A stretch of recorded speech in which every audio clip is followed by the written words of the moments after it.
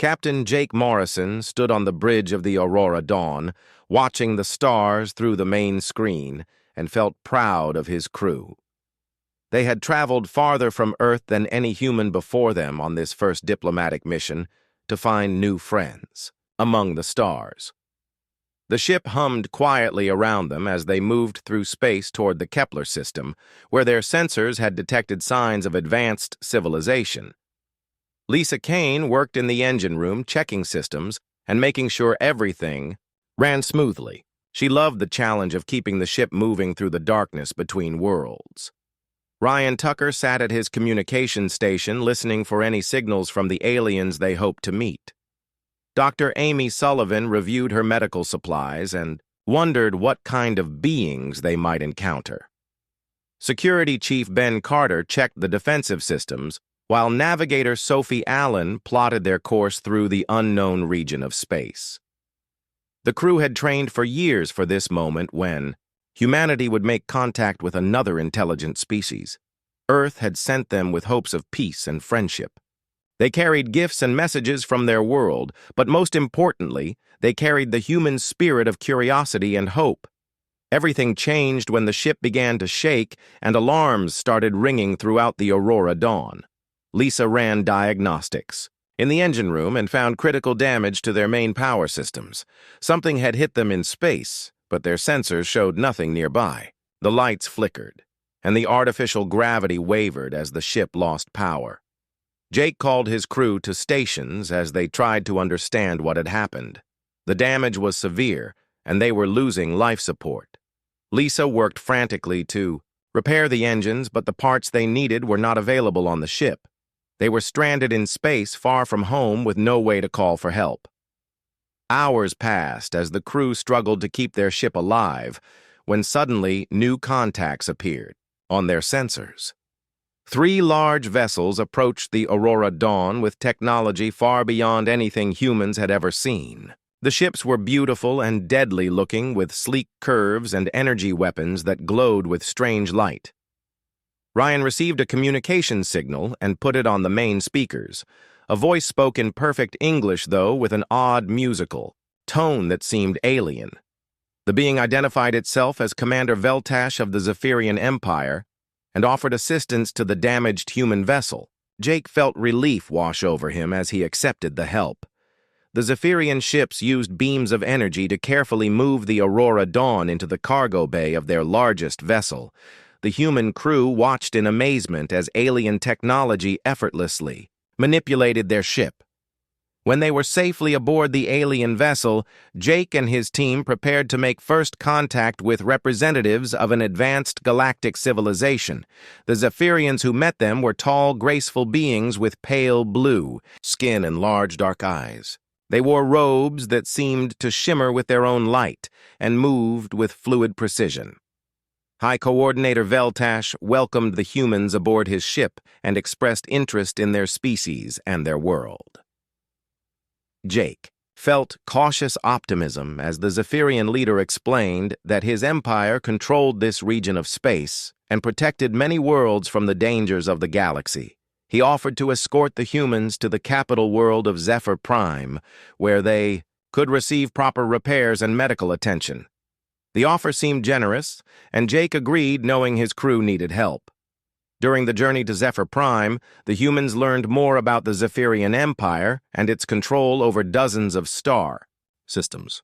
Veltash spoke of order and stability brought to chaotic worlds through Zephyrian guidance. He asked many questions about Earth and human technology, showing particular interest in their defensive capabilities and the location of their homeworld.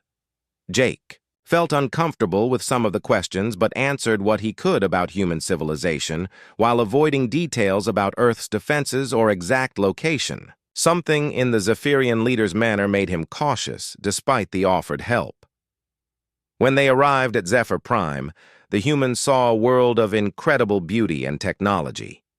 Vast cities reached toward the sky with buildings that seemed to grow from the ground like crystals. Ships moved through the air without visible means of propulsion, and the very atmosphere seemed to glow with controlled energy. But as they were escorted through the capital city, Jake and his crew began to notice troubling details. Members of other alien species worked in the streets but seemed to avoid eye contact with their Zephyrian overseers. The non-Zephyrian beings wore simple clothes and moved with the careful manner of those who feared making mistakes. The humans were given quarters in a government complex and told that repairs to their ship would take several days. Veltash requested detailed information about human technology in exchange for the repairs and safe passage home. He also insisted on knowing the exact location of Earth for future diplomatic contact. Jake felt the first stirrings of doubt about Zephyrian intentions as he looked at his crew and realized they might not be guests, but prisoners in a beautiful cage. The empire that claimed to bring order to the galaxy might have different ideas about what order meant and where humanity fit into their plans. 6 months had passed since Jake Morrison refused to reveal Earth's location to High Coordinator Veltash, and the human crew found themselves scattered across different work facilities throughout the Zephyrian Empire. The comfortable quarters and diplomatic treatment had ended the moment Jake said no to their demands. Now each crew member faced the reality of Zephyrian control in different ways. Dr. Amy Sullivan worked in a medical research facility on the outer edge of Zephyr Prime, where she witnessed things that made her sick to her stomach. The Zephyrians brought captured members of various alien species to the facility for what they called biological research. Amy watched as scientists conducted painful experiments on beings from dozens of different worlds, all in the name of advancing Zephyrian knowledge. The subjects included the rock-like granite people who could survive in extreme temperatures and the quick-moving velocity aliens who could react faster than most species could think. The Zephyrians studied their unique abilities and used the knowledge to create weapons and tools that would help them control other worlds more effectively. Amy tried to help the test subjects whenever possible by treating their injuries and providing comfort during their suffering. She learned basic words in many alien languages and discovered that most of these beings had been taken from their families and home worlds years ago. Some had been prisoners so long they barely remembered their original lives. The alien prisoners responded to Amy's kindness with surprise and gratitude. They had grown used to Zephyrian coldness and cruelty, but here was someone who treated them like living beings deserving of respect. Amy began teaching basic medical knowledge to some of the stronger prisoners who could help care for the others when she was not around. Meanwhile, Lisa Kane found herself assigned to an industrial complex where she worked alongside Morvac laborers whose homeworld had been stripped of its valuable minerals decades earlier. The Morvacs were strong and hardy, but had been broken by years of slavery under Zephyrian rule. They followed orders without question, and seemed to have lost all hope of ever seeing their families again. Lisa could not accept the way the Morvacs had given up on themselves and began showing them simple engineering tricks that could make their work easier. She demonstrated how to modify tools for better efficiency and taught them basic mechanical principles that their captors had never bothered to share. The Morvacs were intelligent and quickly learned the concepts Lisa shared with them. More importantly, Lisa showed the Morvacs how to sabotage production quotas without being detected. She taught them to create small delays and equipment failures that would slow down work just enough to be noticed, but not enough to bring punishment. The Morvacs began to see that they had power even as prisoners and could fight back in small ways. Security Chief Ben Carter was imprisoned with political dissidents from multiple species in a detention center designed to break the spirits of troublemakers.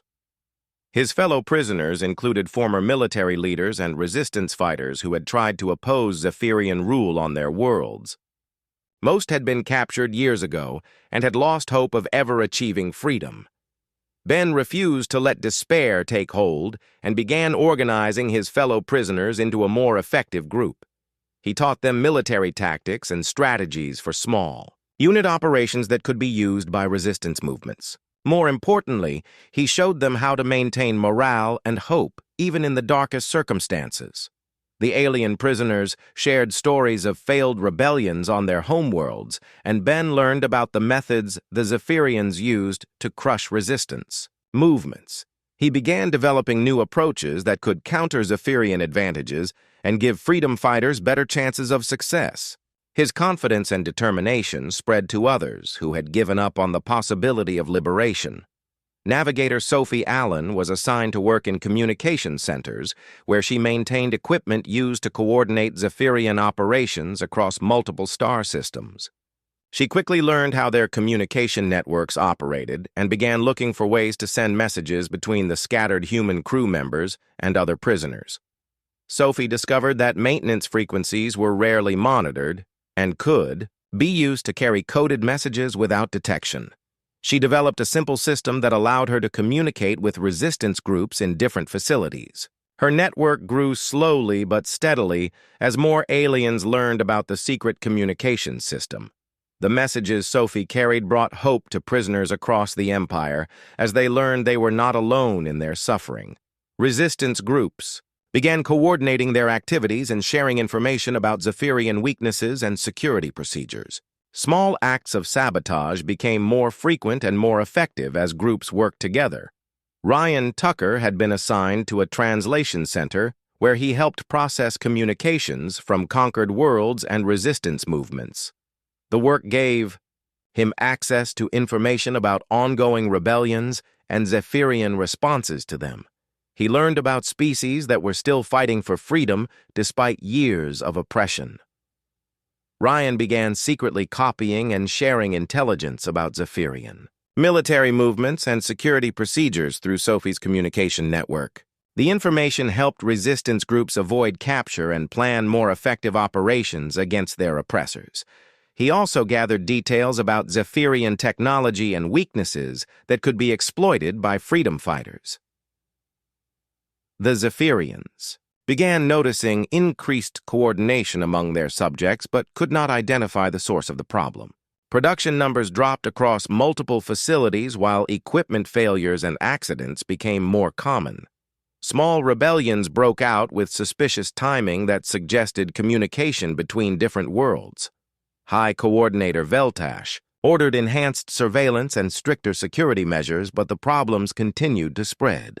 The humans had brought something to the Empire that the Zephyrians did not understand and could not easily control. Hope was contagious, and once it began spreading among the oppressed peoples of the galaxy, it became impossible to stop. Each human crew member had found their own way to resist and help others fight back against injustice.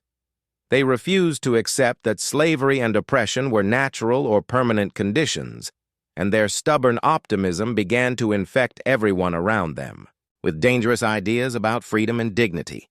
The resistance network that had grown from Sophie Allen's secret communications now reached across 12 star systems and included thousands of beings from dozens of different species. What had started as simple messages between human crew members had become something the Zephyrian Empire could no longer ignore or easily suppress. Dr. Amy Sullivan had become a legend among the alien test subjects in the medical facility where she worked. Her knowledge of medicine and her willingness to help others had saved many lives and reduced suffering for countless prisoners. But more importantly, she had taught others to care for each other and work together against their oppressors. Amy discovered that the Zephyrians were not as physically superior as they claimed to be. Their pale blue skin and graceful movements hid weaknesses that could be exploited by those who understood their biology. She learned that their enhanced strength and longevity came from treatments that required specific chemicals found only on their homeworld. The resistance fighters who had been injured in sabotage operations came to Amy for treatment, and she never refused to help them regardless of the risks to herself. She taught basic medical skills to aliens from many species and created a network of healers who could operate independently when she was not available. More importantly, Amy shared her discoveries about Zephyrian biology with the Resistance Network through Sophie's communication system. The information spread quickly to other worlds where local resistance groups began developing ways to disrupt Zephyrian advantages. Knowledge became a weapon that could level the playing field between oppressor and oppressed. Lisa Kane's engineering workshops had transformed the industrial complexes where she worked. The Morvac laborers, who had once been broken slaves now, operated as organized cells of resistance fighters. They had learned to modify equipment not just for sabotage, but to create hidden communication devices and improvised weapons. Lisa taught the concept of thinking beyond accepted limits, and the Morvacs proved to be excellent students. They began developing new approaches to problems that their Zephyrian overseers had never considered possible. Equipment that was supposed to mine ore could be modified to dig escape tunnels. Machinery designed to build Zephyrian structures could be reprogrammed to construct resistance hideouts. The industrial complexes became secret training centers where aliens from different species shared their unique abilities and learned to work together effectively. The crystalline Andromedans could disrupt Zephyrian energy systems, while the aquatic Narratians proved excellent at infiltrating water-based infrastructure systems. Lisa's greatest contribution was teaching others that impossible was just another word for not yet discovered. The aliens under Zephyrian control had been told for so long that they were inferior that many had stopped trying to improve their situations. Lisa showed them that creativity and determination could overcome almost any obstacle. Security Chief Ben Carter had turned the detention center into an unofficial military academy where former resistance fighters from multiple worlds shared their knowledge and experience. The failed rebellions of the past became lessons for future success as prisoners analyzed what had gone wrong and how to do better next time. Ben taught his fellow prisoners that victory required more than just defeating the enemy. They needed to build something better to replace the Zephyrian system of control. The resistance had to become more than a destructive force and transform into a constructive movement that could create lasting freedom. The prisoners under Ben's guidance began developing plans for post-liberation governments that would prevent any single species from dominating others. They created codes of conduct for resistance fighters that emphasized protection of civilians and respect for the rights of all beings. The movement was becoming something worthy of the sacrifices being made for it. Navigator Sophie Allen's communication network had evolved into the foundation for an alternative government that allowed species across the galaxy to coordinate not just military actions but economic and social cooperation. Resistance groups shared resources and knowledge while planning for a future without Zephyrian oppression. Sophie worked with Ryan Tucker to gather intelligence about Zephyrian military capabilities and strategic weaknesses. They learned that the Empire's strength came from centralized control and superior technology, but these advantages could be neutralized by coordinated action across multiple fronts. The communication network carried more than just tactical information. It spread stories of hope and courage that inspired beings across the galaxy to believe that freedom was possible. Sophie's simple maintenance frequency codes had become the voice of liberation that the Zephyrians could not silence. The Resistance achieved its first major victory when Sophie coordinated simultaneous uprisings across 12 worlds in what became known as Liberation Day. The timing was perfect and caught Zephyrian forces off guard as they faced coordinated attacks on multiple fronts for the first time in their history.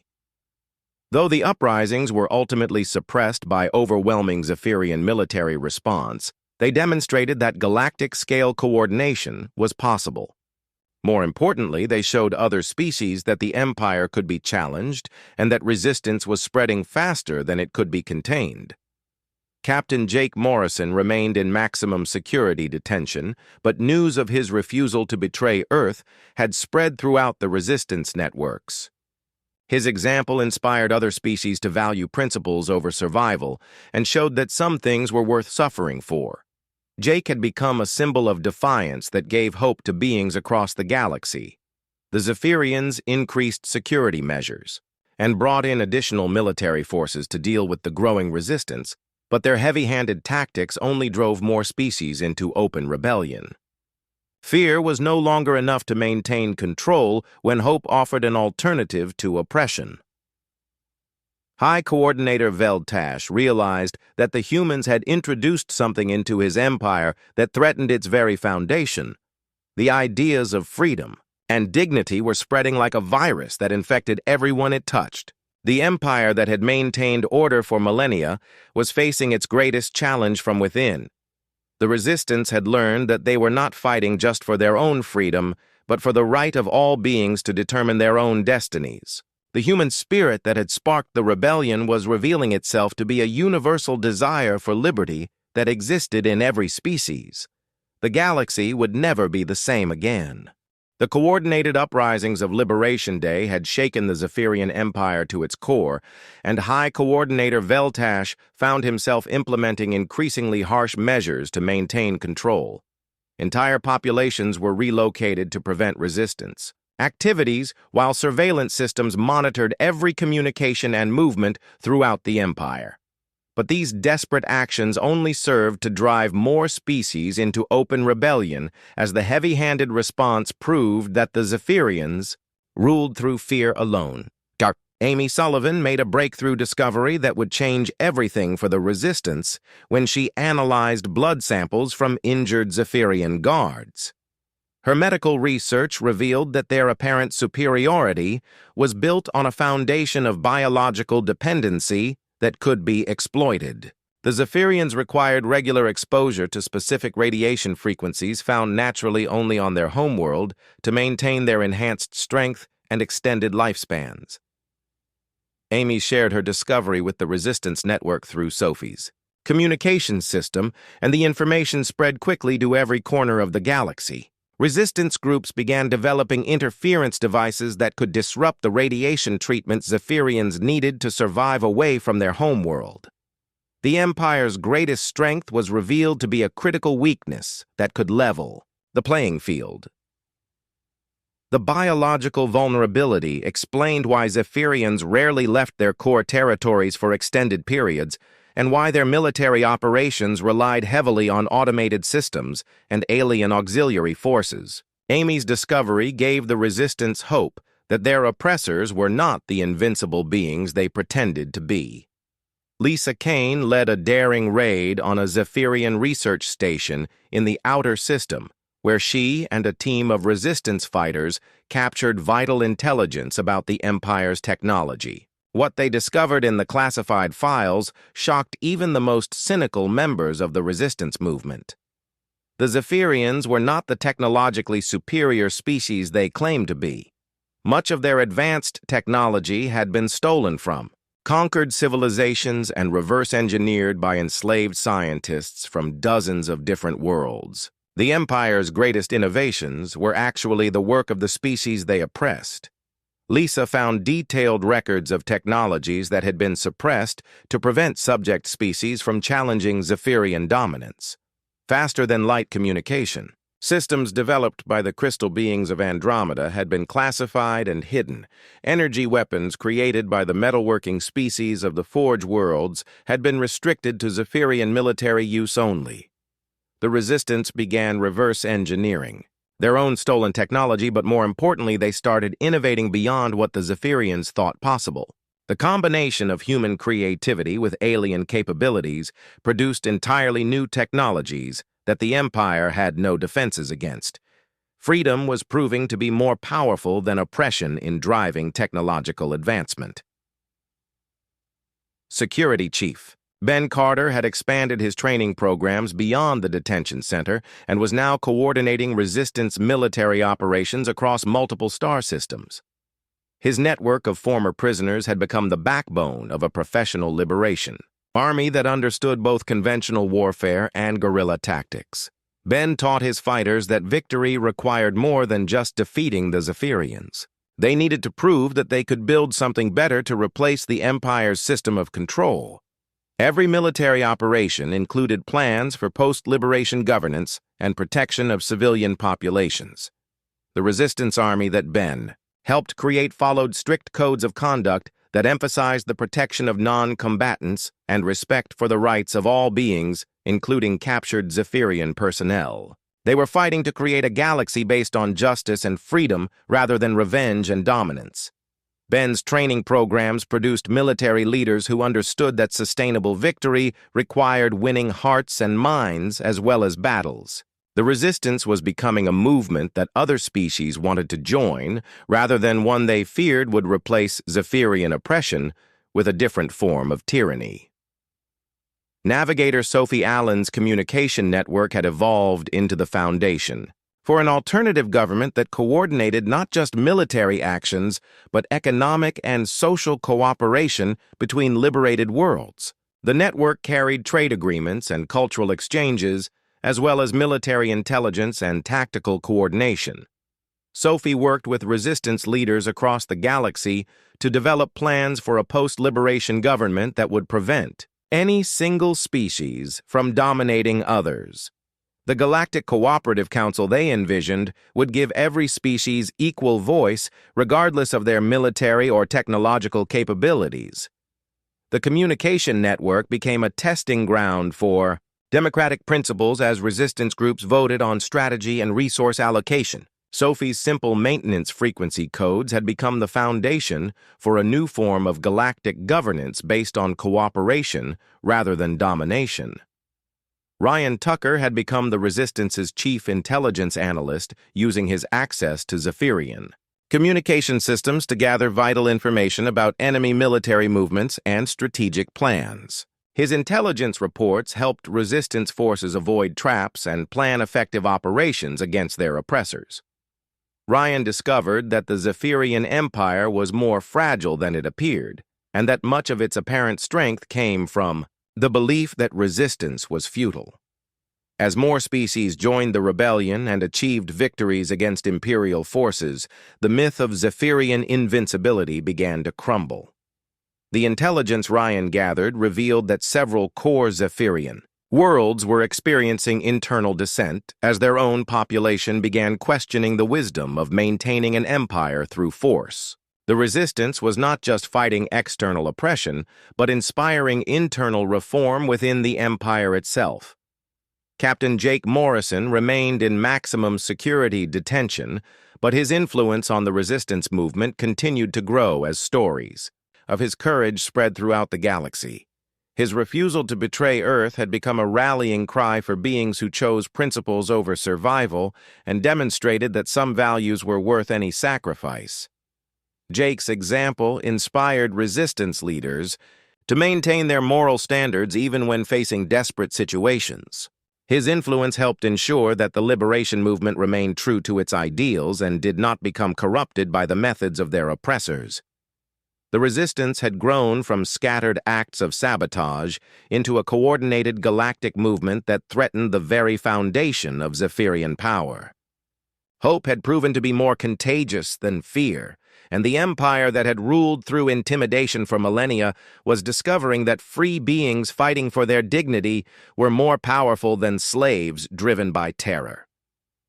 High Coordinator Veltash faced the reality that his empire was collapsing from within as the ideas of freedom and cooperation spread faster than his forces could suppress them.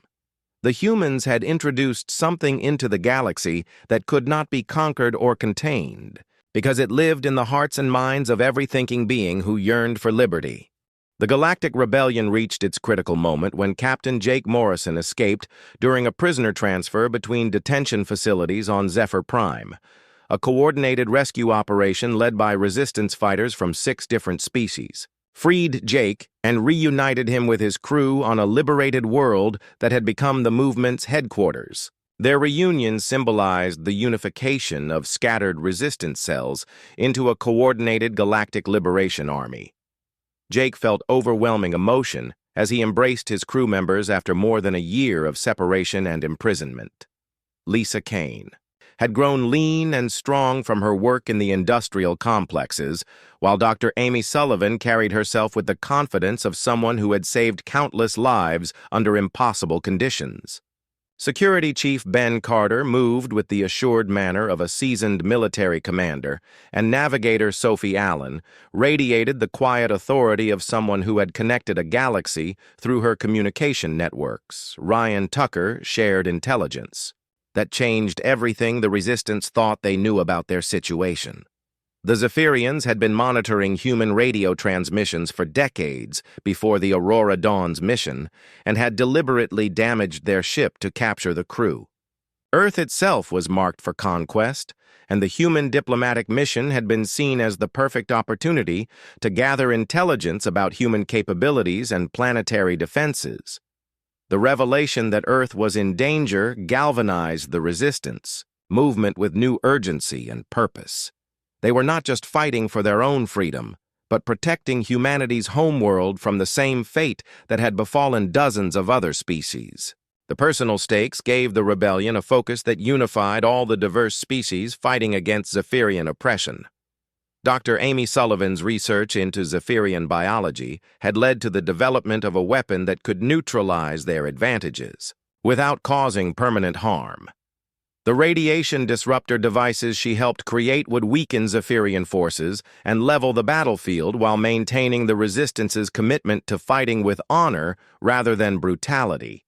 Amy's insistence that they develop non-lethal weapons convinced wavering species to join the rebellion. Many potential allies had hesitated to support what they feared might become another oppressive regime, but Amy's medical oath to do no harm became a symbol of the Resistance's commitment to building something better than what they were replacing. The Resistance Medical Corps that Amy had trained operated across hundreds of worlds, providing aid to all beings regardless of their species or allegiance. Even captured Zephyrian personnel received proper medical care, which demonstrated that the liberation movement fought for justice rather than revenge. Lisa Kane's engineering expertise had produced modifications to existing technology that allowed for coordinated attacks on Zephyrian infrastructure across the entire galaxy.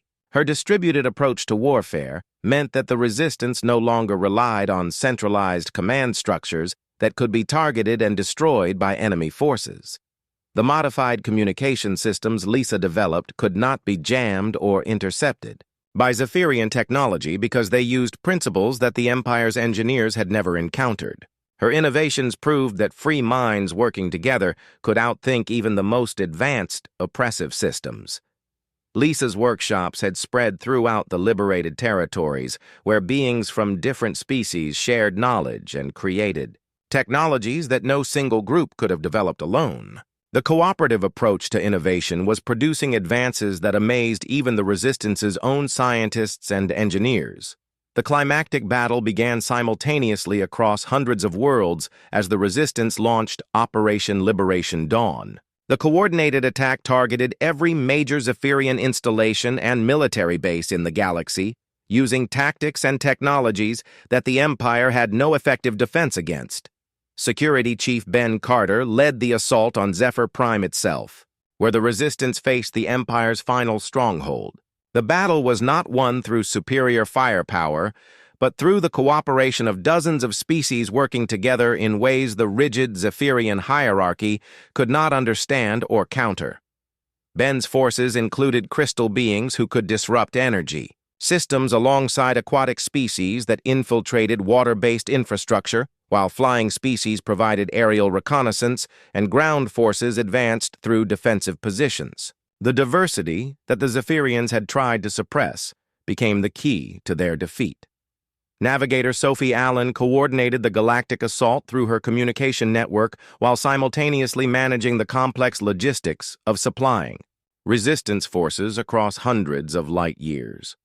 Her network had become so sophisticated that it could route around damaged nodes and maintain coordination even under heavy enemy attack. Sophie's greatest achievement was not just military coordination, but the democratic process that governed Resistance operations. Every major decision was voted on by representatives from all participating species, which proved that effective military action was possible under democratic governance. The Zephyrian Empire's centralized command structure became its greatest Weakness when faced with the Resistance's distributed approach to warfare. Imperial commanders found themselves unable to predict or counter tactics developed through cooperation between species with radically different perspectives and capabilities. Ryan Tucker's intelligence network provided real-time information about Zephyrian defensive preparations and allowed resistance forces to avoid traps while exploiting weaknesses in enemy positions. His access to Imperial communication systems gave the rebellion a decisive advantage in the final battle. Captain Jake Morrison commanded the Liberation fleet that struck at the heart of Zephyrian power on their homeworld. The battle was fierce, but the Empire's forces were hampered by their dependence on the radiation that strengthened them. Amy's disruptor devices created zones where Zephyrian advantages were neutralized and the playing field was leveled. The turning point came when High Coordinator Veltash realized that continued resistance would only lead to unnecessary destruction. Faced with the collapse of his empire and the obvious superiority of cooperative tactics over authoritarian control, he chose to negotiate surrender rather than fight to the death. Jake's decision to accept Veltash's surrender and offer mercy to defeated Zephyrian forces established the moral tone for post-war reconstruction. The Resistance had proven that they fought for liberation rather than conquest, and that victory did not require becoming what they had fought against. The Galactic Rebellion succeeded not because humans were superior to other species, but because they had introduced ideas about freedom and cooperation that resonated with the universal desire for dignity and self-determination. The human spirit that ignited the rebellion was revealed to be the spark of liberty that existed in every thinking being waiting for someone brave enough to light the fire of hope. The Zephyrian Empire collapsed not in fire and destruction, but in a transformation that surprised even the Resistance leaders who had fought so hard to achieve it.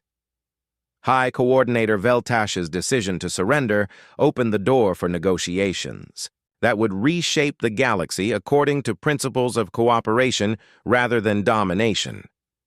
Captain Jake Morrison's choice to accept the surrender and offer mercy to defeated forces established the foundation for a lasting peace. The process of rebuilding began immediately as species across the galaxy worked together to create something that had never existed before in their history. The Galactic Cooperative Council emerged from Navigator Sophie Allen's communication network with representatives from every known intelligent species having equal voice regardless of their military strength or technological advancement. Dr. Amy Sullivan led the medical reconstruction efforts that transformed former Zephyrian research facilities into healing centers where beings from all species could receive care.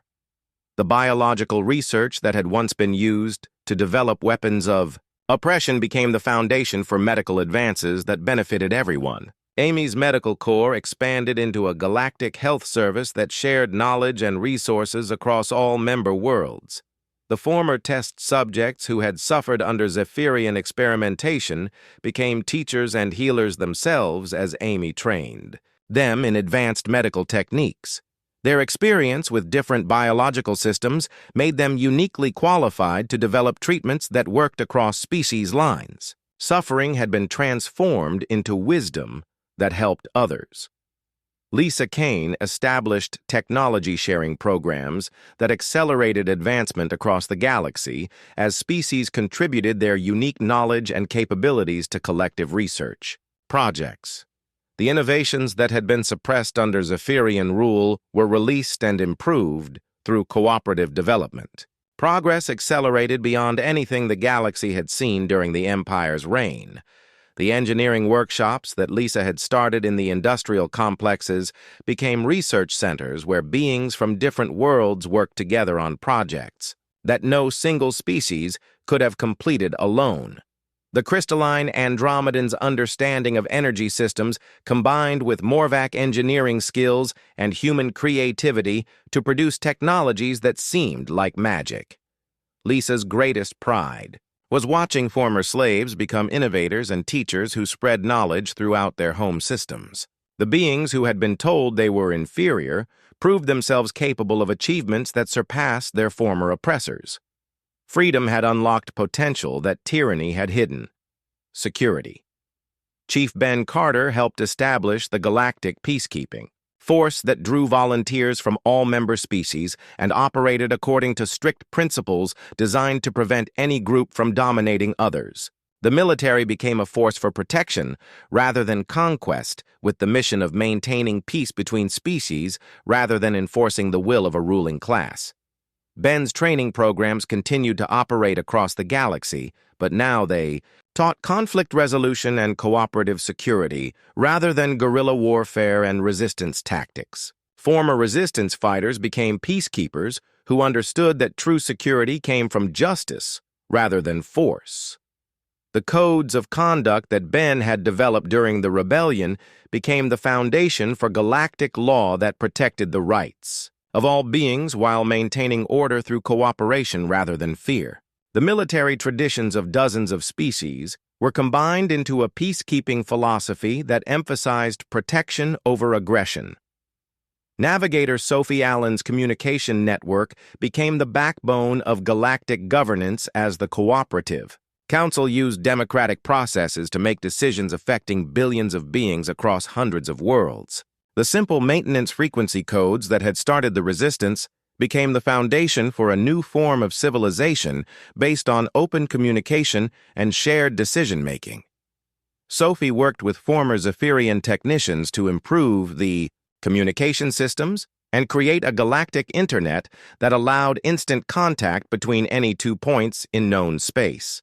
Information flowed freely and democratically as species shared their cultures and knowledge without restriction or censorship.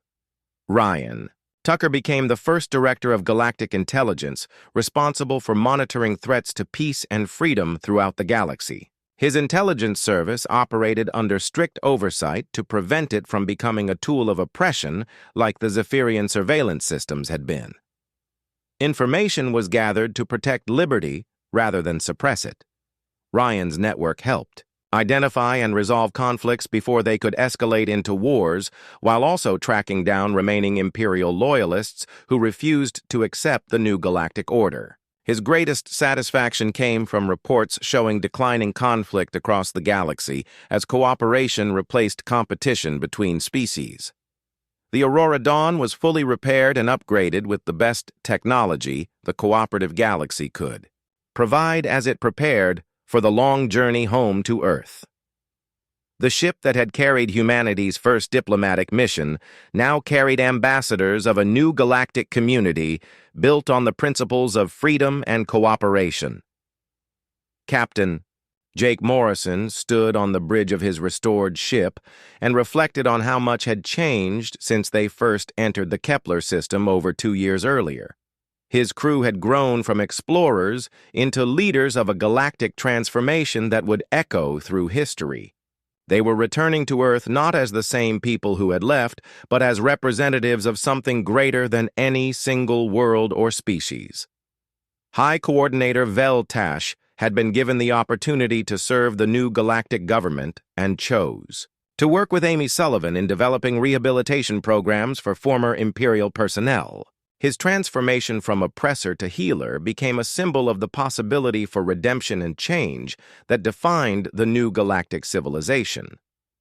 The former Zephyrian leader often spoke with Jake about the lessons learned during the rebellion and admitted that his empire's greatest mistake had been underestimating the power of hope and the universal desire for freedom. He had learned that true strength came from cooperation rather than domination, and that diversity was a source of power rather than weakness. Jake's final log entry reflected on how humanity's greatest contribution to the galaxy had not been their technology or military tactics, but their stubborn refusal to accept that oppression was natural or inevitable.